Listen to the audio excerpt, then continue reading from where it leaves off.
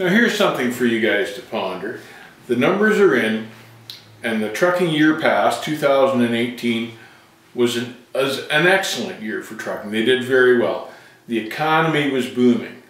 Manufacturing was up. And because manufacturing was up and the economy was rolling, lots of loads were built by manufacturers. Now, the driver shortage was at its peak, so they had all these loads to cover.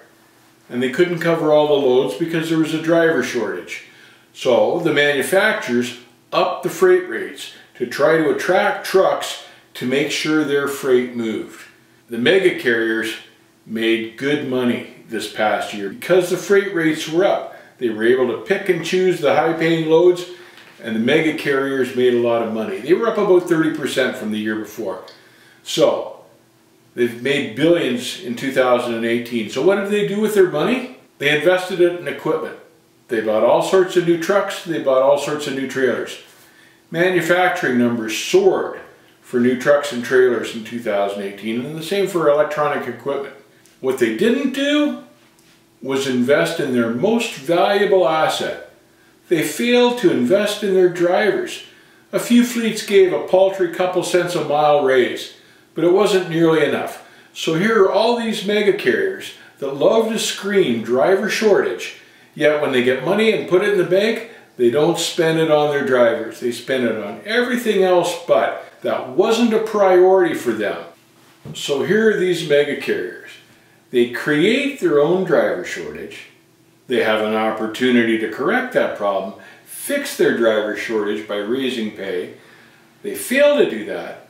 They buy new equipment that will sit against the fence that they can't get drivers for, and now they will continue to moan about an even greater driver shortage that they keep helping to create.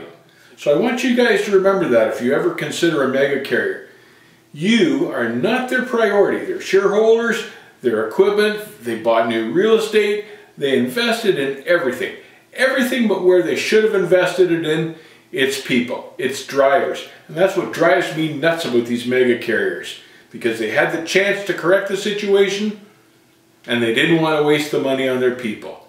We have personally come up with a list of preferred American carriers and good Canadian carriers as well. Be sure to check our lists out. These are companies that we recommend because they pay their people better and they treat their people fairly. Keep that in mind. Seek out the smaller carriers that are going to pay you fairly. Keep the rubber side down. Take care, and I'll see you on the backhaul.